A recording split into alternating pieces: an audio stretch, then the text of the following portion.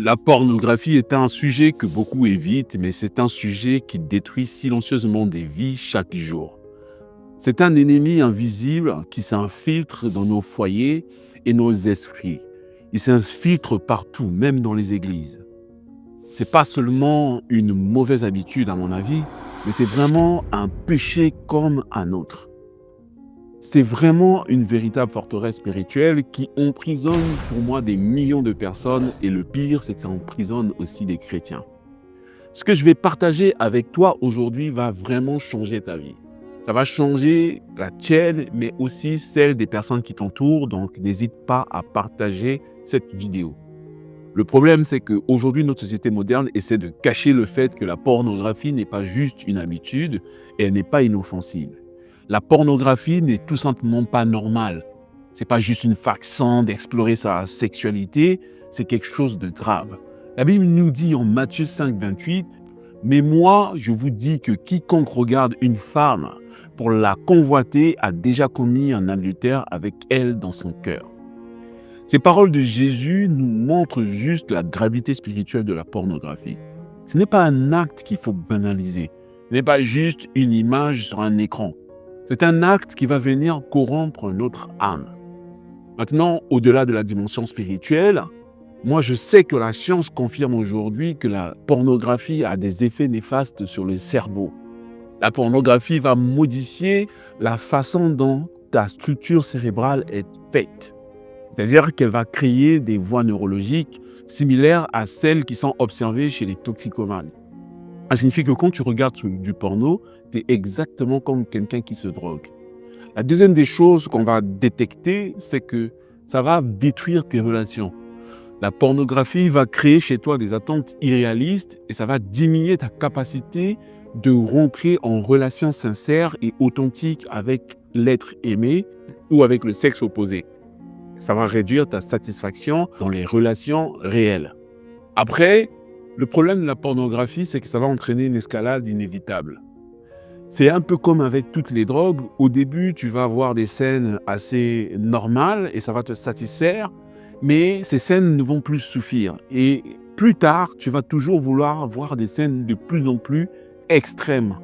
Et le gros problème, c'est que tu vas tomber dans des scènes que tu ne souhaitais pas voir entre des races ou voilà, je n'ose même pas imaginer toutes les scénités dans lesquelles tu vas tomber à force de regarder ce type de vidéo. Il y a un point aussi qui est important, c'est que la pornographie, tu ne le sais pas, mais ça isole. Ça crée chez toi la honte, ça crée chez toi le secret, ça t'isole dans le mensonge. Et tout cela, ça crée un genre de mur invisible qui t'isole progressivement et tu vas constater que même vis-à-vis de Dieu, tu ne pourras plus avoir une relation soutenue ou une relation sincère. Et ça me fait penser à un frère qui s'était confié à moi récemment. En fait, lui, à 15 ans, c'est un ami qui lui a montré un site porno. Au début, ils ont fait ça pour rire. Mais après, ce qui a commencé comme une expérience drôle est devenu une expérience avec beaucoup de conséquences. Pour lui, ça devenait maintenant une prison. Avant, c'était occasionnel. C'était toutes les semaines, ou allez, une fois par semaine. Et puis, c'est devenu quelque chose de quotidien. Et il m'a expliqué que quand il a eu 19 ans, il commençait à passer plusieurs heures par jour devant des films porno et ça entraînait naturellement la masturbation. Il a commencé à voir qu'il ne voyait plus les femmes de la même manière. Il a commencé aussi à se sentir un peu nul, pas fier de lui. Il a commencé à s'isoler, a commencé même à fuir la présence de ses parents. Sa concentration a commencé à diminuer au point où il a commencé à voir ses résultats scolaires baisser. En plus, c'était un chrétien, il est toujours chrétien d'ailleurs, et même sa foi en Jésus, sa foi en Dieu a baissé. Il a commencé à sentir une honte qui l'écrasait et des faux raisonnements sont venus rentrer dans son esprit. Il a commencé à penser que c'était peut-être normal, que la Bible se trompait en interdisant la pornographie. À 23 ans, il est tombé sur une femme qu'il aimait. Ils ont décidé de se fiancer.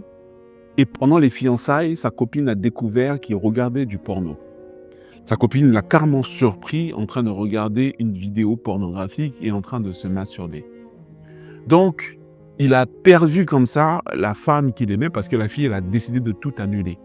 Ça a annulé le mariage et sa famille était dévastée. Comment tu vas raconter à ton père ou à ta mère que la fille que tu aimes, la fille que tout le monde apprécie, ne veut plus se marier avec toi parce que en tant que chrétien, on t'a découvert en train de regarder du porno. Et le problème, c'est que ça s'est su un peu autour de lui à l'église et en fait, ça a ruiné complètement sa réputation. Malgré ça, malheureusement, il n'a pas arrêté et son addiction est devenue de plus en plus compliquée parce que ça l'a poussé vers vraiment des contenus très extrêmes, des contenus entre même sexe et des contenus interraciales ou entre espèces, je veux dire. C'est en cherchant donc du coup ce genre d'image de plus en plus controversée, si je peux dire les choses comme ça, qu'il est parti télécharger des images illégales. Illégales au sens de la loi. Hein. Et donc, bien sûr, vous savez, on est en Europe, et ce type de téléchargement, il y a toujours un service de la police qui les détecte. Donc, il a subi une descente de la police chez lui. Il s'est retrouvé au tribunal, et ça, c'est quelque chose qu'il a suivi, qui le suit encore aujourd'hui, c'est dans son casier judiciaire. Donc, imagine-toi que quelque chose qui a commencé banalement à 15 ans l'a emmené devant les tribunaux et il a fini avec son casier judiciaire complètement entaché. Donc, il ne faut pas blaguer avec la pornographie. C'est un plan du malin pour détruire la vie des enfants de Dieu. Quand je te raconte cette histoire, elle est très tragique et tu peux te dire, mais oui, c'est son cas à lui et que tu es à l'abri, mais je peux te dire que ce n'est pas un cas unique. La pornographie a vraiment détruit des vies. Des personnes qui ont fini en prison, des personnes qui ont fini par se suicider, et ce n'est pas ce que je te souhaite, ce n'est pas ton partage au nom de Jésus. Mais si tu ne veux pas te retrouver dans ce type de cas, que tu sois un homme, que tu sois une femme, je peux te dire que il faut que tu comprennes que l'ennemi a un plan à travers la pornographie et tu peux, si tu ne prends pas garde, tu peux te retrouver la cible de ce plan. Je vais t'expliquer dès maintenant comment l'ennemi fait pour utiliser la pornographie, pourquoi il utilise la pornographie d'ailleurs, et quel est son plan derrière. Ce que vous devez comprendre d'abord, c'est que si Satan met autant d'énergie à piéger les jeunes dans la pornographie, c'est parce qu'il existe pour lui une raison stratégique qui est très très profonde et que les chrétiens ne comprennent pas bien. La Bible dit en 2 Corinthiens au chapitre 10 du verset 4 à 5, « Car les armes avec lesquelles nous combattons ne sont pas charnelles, mais elles sont puissantes par la vertu de Dieu pour renverser les forteresses. » Donc ça signifie que nous combattons contre des armes spirituelles. Et la Bible continue en disant, nous renversons les raisonnements et toute hauteur qui s'élève contre la connaissance de Dieu et nous emmenons toute pensée captive à l'obéissance de Christ. Dans ce passage, ce qu'il faut comprendre, c'est le mot forteresse. C'est quoi une forteresse spirituelle exactement? En fait, le concept de forteresse est très très bien expliqué dans le livre Sortir des prisons intérieures de l'apôtre Ivan Castanou. C'est le livre même qui a inspiré cette vidéo. Parce que pour ne rien vous cacher, moi-même à une époque, j'étais prisonnier d'addiction et ce livre m'a délivré parce qu'il m'a apporté une connaissance du plan du diable pour ma vie en tant qu'enfant de Dieu. Donc, le diable veut mettre en nous des forteresses. Il veut mettre en nous une structure de pensée. Il veut mettre en nous des émotions. Il veut mettre en nous un comportement qui s'oppose à la vérité de Dieu. Et il veut que nous soyons emprisonnés en tant qu'enfants de Dieu dans les forteresses en question. La pornographie, c'est l'une des forteresses les plus puissantes de notre époque. Et c'est pour ça que je pense que le diable, sa stratégie, elle a bien fonctionné. Parce que la pornographie vient te séparer de Dieu. Et pourquoi je te dis ça? Parce que la pornographie va créer en toi une honte. Et au fait, cette honte-là va créer une barrière entre toi et Dieu. Et tu vas te dire au fond de toi comment Dieu peut aimer ou comment Dieu pourrait m'aimer après ce que j'ai fait. Après avoir regardé un porno. Après m'être masturbé. Donc, il faut faire attention à ça. Parce que ce que le diable veut attaquer, en premier lieu, c'est la relation que tu as avec Dieu. Ensuite, ce que la pornographie va détruire, c'est la puissance de ton témoignage. Si tu es un chrétien et que tu es emprisonné dans l'addiction de la pornographie, en fait, tu as même honte de donner un témoignage par rapport à ce que Dieu fait dans ta vie parce que tu penses que tu n'es pas crédible. Et donc, cette perte de crédibilité, elle va influencer sur ta capacité à toi à influencer les autres pour Jésus. Des fois, tu ne vas même pas aller évangéliser parce que tu te dis, je regarde du porno, qui suis-je pour aller évangéliser, qui suis-je pour aller parler de Jésus? L'autre point, c'est que la pornographie, elle va venir pervertir ta sexualité divine. Parce que je ne sais pas si vous le savez, la sexualité, on l'a beaucoup associée à la chair, mais il existe une sexualité divine. Dieu a créé la sexualité comme un don sacré dans le cadre du mariage. Mais ce que la pornographie fait, c'est qu'elle prend ce cadeau que Dieu vous a donné et elle va déformer ce cadeau. Le diable veut que le cadeau de Dieu soit perverti, déformé, détourné. Et à travers la pornographie, il réussit dans ta vie si tu te masturbes ou tu regardes du porno. Je prie vraiment que tu te libères de ça, que tu profites du don de Dieu, de la sexualité divine vraiment dans toute sa complétude. Et que ta sexualité ne soit pas pervertie par la pornographie. L'autre chose avec la pornographie, c'est qu'elle corrompt la perception des autres. C'est-à-dire que quand tu es là, tu regardes les autres comme des objets. Pour toi, ce n'est plus des êtres qui ont été créés à l'image de Dieu. Si tu es un homme, tu regardes la femme comme juste un objet sexuel. Donc ça signifie que lorsque tu vois une femme marcher, tu regardes plus ce qu'il y a devant ou ce qu'il y a derrière. Le reste en elle ne t'intéresse pas. Son côté spirituel ne t'intéresse pas. Sa façon de penser, sa façon de raisonner, ses valeurs, tout ça, en fait, tu t'en fiches. Tu associes une femme à des paires de poitrine ou à des paires de derrière. Et ça, c'est vraiment dommage, surtout si tu es chrétien. L'autre point, c'est que la pornographie établit un cycle d'échec et de condamnation. Et ça, c'est vraiment dramatique. En fait, ce que tu vas vivre quand tu regardes du porno, c'est que naturellement, pour la plupart, vous allez vous masturber. Et le problème, c'est que quand on se masturbe, on tombe dans un dégoût de soi-même et on a envie d'arrêter. Mais quand on a envie d'arrêter, on va constater que la plupart des gens, en tout cas qui n'ont pas encore activé le code secret, le code de celui de chercher le Dieu qui délivre plutôt que de chercher la délivrance, ils vont échouer. Et c'est ce que tu vas faire. Tu vas chercher la délivrance, mais ça ne va pas marcher. Tu vas multiplier des jeûnes, tu vas multiplier des prières, tu vas aller à l'église, tu vas rouler, tu vas tomber en transe, on va chasser les démons, et ça ne fonctionne pas, ça va échouer. Ça va créer en toi un sentiment de condamnation. Tu vas chercher du réconfort dans plus de pornographie. Satan sait qu'en établissant la forteresse tôt dans ta vie, d'une manière ou d'une autre, il peut neutraliser ton potentiel spirituel pendant des années. Donc, je répète, plus tôt Satan vient mettre la pornographie dans ta vie, plus il a l'assurance de saboter la manifestation de ton potentiel spirituel pendant des années.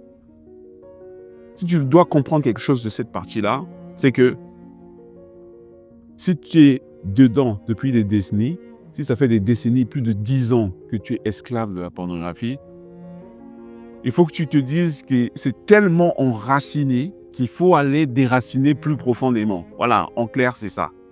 C'est plus simple si c'est une nouvelle addiction. C'est beaucoup plus compliqué si c'est ancré dans ta vie depuis très longtemps. Mais rien n'est impossible à Dieu. Reste bien sur cette vidéo parce que je vais te montrer comment tu vas sortir de l'addiction à la pornographie. Et pour ça, je vais te dire un point que ne dit pas souvent. Il y a énormément de leaders potentiels, énormément de missionnaires, énormément de personnes qui auraient pu devenir des pères ou des mères spirituelles pour d'autres, mais qui sont actuellement paralysés par l'addiction de la pornographie. La pornographie détruit tellement de destinées spirituelles. Ça détruit beaucoup. Il faut vraiment qu'aujourd'hui soit le jour où tu décides de sortir de ça. Parce que tu ne vas pas t'en sortir. C'est une stratégie du diable. Est-ce que tu veux vraiment être la victime d'une stratégie du diable? Non, tu ne veux pas être la victime d'une stratégie du diable, donc tu dois sortir de ça. Maintenant, comment tu fais pour te libérer de cette forteresse définitivement? La bonne nouvelle que j'ai pour toi, c'est qu'il n'y a aucune forteresse qui n'est imprenable pour Dieu. La Bible ne nous parle pas des forteresses pour nous décourager, non. Elle nous parle des forteresses pour nous montrer qu'elles peuvent être renversées. Maintenant, comment tu fais pour te libérer des forteresses pornographiques? Il y a un processus spirituel qui est déjà fonctionné, qui fonctionne, qui est exprimé, expliqué correctement dans le livre « Sortir des prisons intérieures » de l'apôtre Ivan Tassanou. C'est que la première des choses, c'est qu'il faut que tu reconnaisses la vérité. Arrête de minimiser la pornographie. Ce n'est pas juste un problème, c'est une prison spirituelle. La Bible dit en Jacques 5 au verset 16, « Confessez donc vos péchés les uns après les autres et priez les uns pour les autres afin que vous soyez guéris. » Libère-toi de ça, confesse ton péché, confie-toi auprès d'un pasteur, confie-toi auprès des aînés qui sont sérieux dans la foi. Il faut que tu sortes de là. Il faut que tu puisses briser l'isolement. C'est mon deuxième point. La pornographie prospère dans le secret. Si tu trouves au moins une personne de confiance à qui tu peux te confier, vraiment, confie-toi. Si tu as un mentor spirituel, vraiment, confie-toi. Si tu as un groupe de soutien chrétien, de personnes matures, ils ne sont pas dans le jugement, confie-toi. Mon troisième point, c'est que il faut que tu fasses une introspection. Il faut que tu regardes à l'intérieur de toi pour identifier la faille. Quelle est la porte d'entrée? Quelle est la porte d'entrée que Satan utilise à chaque fois? Et c'est beaucoup plus subtil que tu ne le penses. Ce n'est pas vraiment si évident que ça. Parce qu'on pourrait se dire, ok, mais si tu veux arrêter de regarder la pornographie, ne va pas regarder des films porno, ne va pas sur les sites porno. Mais pourquoi tu prends ton téléphone et comme si tu étais téléguidé, tu vas toi-même taper un site porno? Il faut te dire qu'il y a une faille qui est quelque part, qui ne se manifeste pas et qui ne crie pas gare parce qu'elle a tout intérêt à rester cachée, enfouie afin que tu ne te rendes pas compte. Donc, quand on te parle d'identifier la faille, identifier la brèche, c'est te dire à quel moment tu es le plus vulnérable. À quel moment tu sens que tu as envie d'aller regarder un film porno? Est-ce que c'est dû à la solitude? Est-ce que c'est dû à l'ennui? Est-ce que c'est quand tu es stressé? Est-ce que c'est quand tu es fatigué? Figurez-vous que oui, il y a des gens qui regardent des films porno au moment où ils sont fatigués. Donc la fatigue devient le déclencheur du péché. C'est subtil, hein? Donc, vous deviez vraiment identifier le déclencheur. C'est très important. Et une fois que vous avez identifié le déclencheur, il faut maintenant établir des genres de protection, mais pratiques. Vraiment des protections de la vie de tous les jours. Je ne vous parle pas juste d'aller prier, et bien sûr que oui, il faut prier. Mais laissez le Saint-Esprit vous conduire, parce que le Saint-Esprit peut mettre en place les protections les plus efficaces qui vont marcher avec vous. On va partir sur la base. Déjà, on peut mettre en place un filtre Internet. C'est tout simple. On met en place un logiciel qui vous empêche d'aller sur des sites pornographiques. Il y a des logiciels de responsabilité et ça va vous éviter des situations un peu à risque. D'accord? Mais on peut aller plus loin. On peut vraiment choisir des versets bibliques qui nous rappellent notre sainteté. C'est-à-dire qu'on peut aller regarder dans la Bible et retenir par cœur des versets bibliques qui rappellent la vérité sur qui nous sommes. Nous ne sommes pas des personnes esclaves du péché ou esclaves de la pornographie. Non. Nous sommes des personnes qui sont rendues saintes. Nous sommes des personnes qui sont rendues saintes par le sacrifice de Jésus sur la croix. Alors, il faut vraiment se saturer de la parole là-dessus pour être sûr de ne plus retomber dans le péché. Il faut aussi tout faire pour renouveler son esprit. La Bible dit en Romains 12 au verset 2, « Ne vous conformez pas au siècle présent, mais soyez transformés par le renouvellement de l'intelligence. » Ça signifie qu'il vous faut vraiment mémoriser des versets, remplacer les mensonges par la vérité de Dieu. C'est pas parce que dans le siècle présent, tout le monde regarde du porno, que c'est banal, on en trouve partout sur Snapchat et sur tous les réseaux sociaux, que ça doit devenir votre karma, comme disent les jeunes. Non, ce n'est pas fait pour vous. Ce n'est pas fait pour toi en particulier, toi qui me regardes. Sors de ça. L'autre chose, c'est que ce n'est pas une histoire d'une seule journée. Oui, je décide d'arrêter, et c'est pas parce que j'en parle aujourd'hui, tu prends une résolution maintenant, et puis basta. Non, non, non, non. C'est un combat perpétuel. Plus tôt ça a été semé dans ta vie, plus tôt ça va être un combat sur lequel tu dois devoir lutter peut-être un peu plus longtemps. Accepte-le. Accepte de te battre tous les jours. La Bible dit de veiller et de prier sans cesse. Alors, sois ferme. Toute ta vie, peut-être, il te faudra résister à cette tentation. Chacun de nous a la sienne. Si la tienne, c'est de regarder le porno, je suis désolé de te dire, ça va être un combat de tous les jours. Mais ce combat, je peux te garantir que dans le nom puissant de Jésus, tu seras victorieux chaque jour que Dieu fait. Parce que la libération de toute addiction est souvent un processus. Ça ne peut pas être un événement.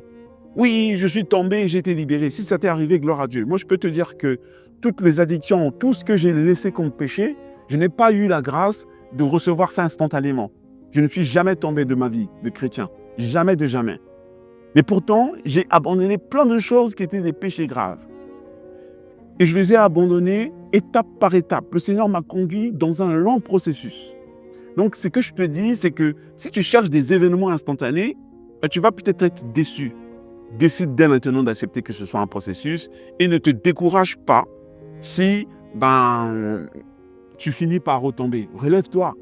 Cette fois, le juste tombe et cette fois, il se relève. D'accord? Relève-toi. Cette fois, le juste tombe, cette fois, il se relève. Pour ceux qui veulent le passage, c'est en Proverbe 24:16. D'accord? Maintenant, vous avez commencé le processus. Il y a un 7e point qui est important, c'est qu'il faut rechercher la guérison profonde.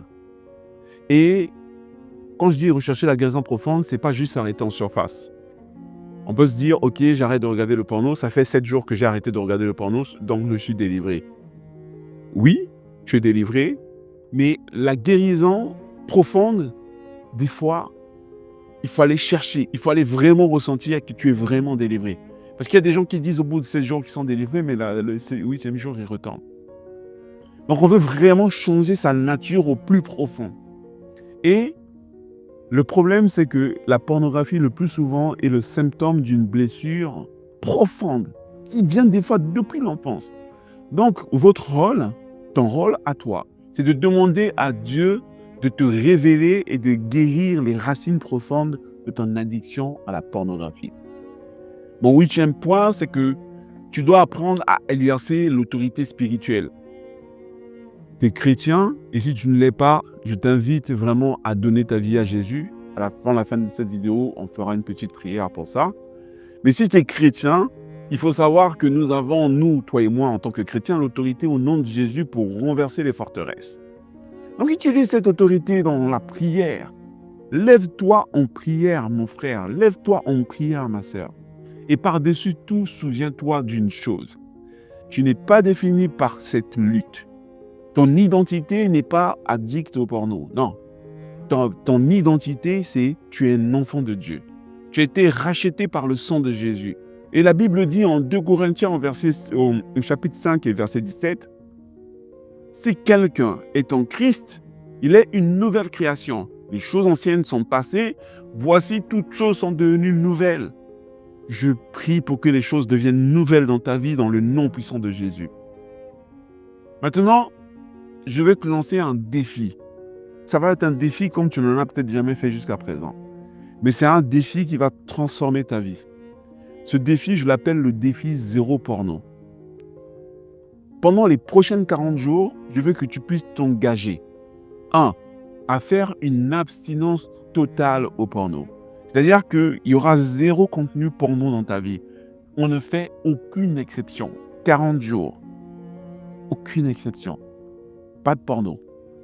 Ensuite, la deuxième des choses que tu vas faire, c'est que tu vas prier quotidiennement. C'est-à-dire que tu vas consacrer chaque jour au moins 10 minutes à prier spécialement pour ce point-là. Je veux que tu pries pour que le Seigneur puisse te libérer du porno. 10 minutes, c'est pas beaucoup. Tous les jours. Ensuite, je veux que tu puisses t'immerger dans la parole. Tu vas faire l'effort de mémoriser un verset par semaine. Un verset, pas n'importe lequel, un verset sur la pureté ou la liberté en Christ. D'accord? Un verset qui te montre à toi-même que tu es libéré de toutes ces addictions, de toutes les iniquités de tes aïeuls ou de tes ancêtres. La quatrième des choses, c'est que je veux que tu partages ton engagement à faire du zéro porno à quelqu'un de confiance. Partage ça à une personne qui peut vérifier régulièrement que tu es en train de progresser. Et si tu veux, tu peux partager en dessous de cette vidéo. Si par exemple ton YouTube est incognito et qu'on ne peut pas savoir que c'est toi, n'hésite pas à faire un commentaire public en disant que tu arrêtes le porno. Je peux te garantir que juste le fait de dire ça comme ça à haute voix, ça crée quelque chose en toi où tu te sens obligé de manifester l'image que tu t'es donnée de toi-même. Je veux que tu tiennes en 5e point un journal de la victoire. C'est-à-dire que dans ce petit journal, tu vas noter chaque jour tes petites victoires. Tu vas noter tes luttes et tu vas noter ce que Dieu te révèle à travers ce combat. Maintenant, tu vas te demander pourquoi j'ai choisi 40 jours. Parce qu'il faut reconnaître que dans la Bible, 40 est souvent le nombre associé à la transformation. Tu sais, Noé, il a vécu les 40 jours de déluge et les 40 jours de déluge ont servi à purifier la terre. Après, le peuple d'Israël a passé 40 ans dans le désert pour former une nation restaurée. Et Jésus lui-même a jeûné pendant 40 jours pour lancer son ministère. Je ne vais pas te dire que ce sera facile, ce serait te mentir. Je préfère te dire dès à présent, tu vas en baver. Ça va être difficile. 40 jours sans porno, ça va être très très dur, surtout si tu es addict. Mais ce que je peux te promettre maintenant, c'est que le Dieu auquel je crois, qui m'a transformé dans le nom puissant de Jésus, va te transformer toi aussi.